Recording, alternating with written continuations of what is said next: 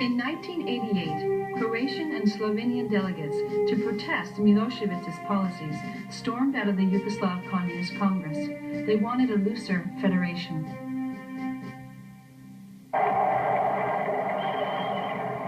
I želim da vam kažem da će oni koji su se poslužili ljudima da manipulišu radi ostvarenja političkih ciljeva protiv Jugoslavije biti kažnjeni i biti uhapšeni.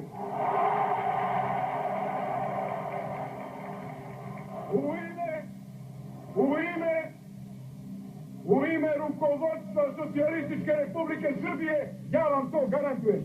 His goals are same as every Serb. They want to have the greater Serbia. They don't think about any democracy. They want to rule. They learned to rule for the last 70 years. And for them, it's not so easy to give up there. Because in the first place, in the first Yugoslavia, then in second Yugoslavia, they were the ones who was ruling all other nations, all other people in Yugoslavia. Milosevic was now at the forefront of a resurgent nationalist Serbia. Serbs in the Knin region of Croatia wanted to show their solidarity with the Serbian regime. First, they set up road barricades to isolate themselves from the rest of the republic.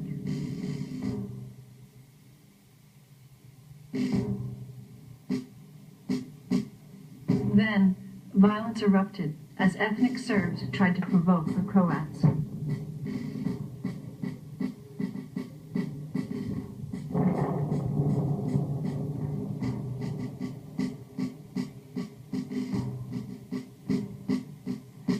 Faced with this situation, the peoples of Croatia and Slovenia chose in democratic referendums to secede from the Yugoslav Federation. They hoped that the world would recognize their newfound independence, but the world was indifferent to their pleas. This was the move the ethnic Serbs and Serbian-dominated Yugoslav National Army was waiting for in order to mobilize their forces.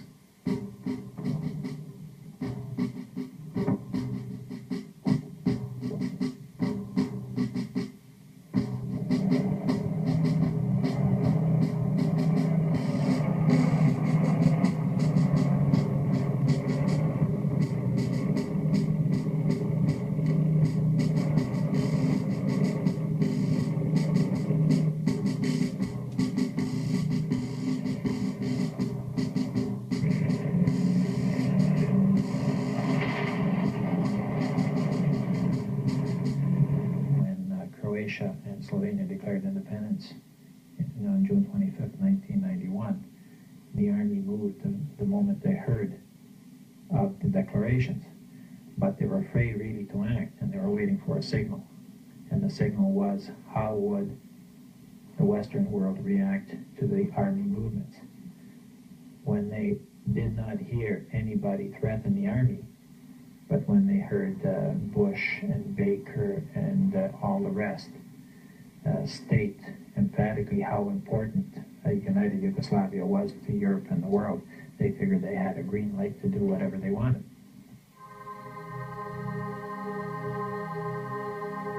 With violence increasing every day, Croats had to pack up their belongings and leave their homes. This was the beginning of the Serbian policy of ethnic cleansing.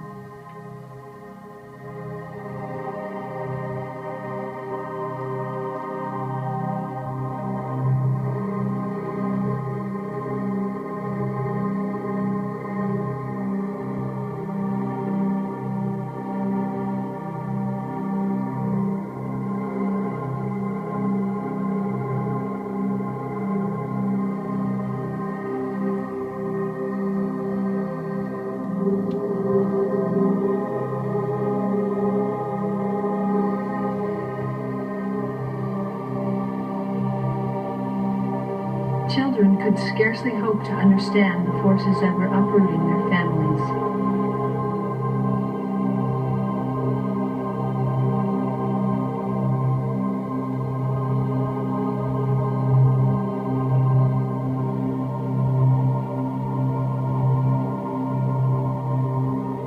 These people from eastern Slavonia bringing with them only what they can carry, leave their entire lives behind them. Yesterday they were working and playing.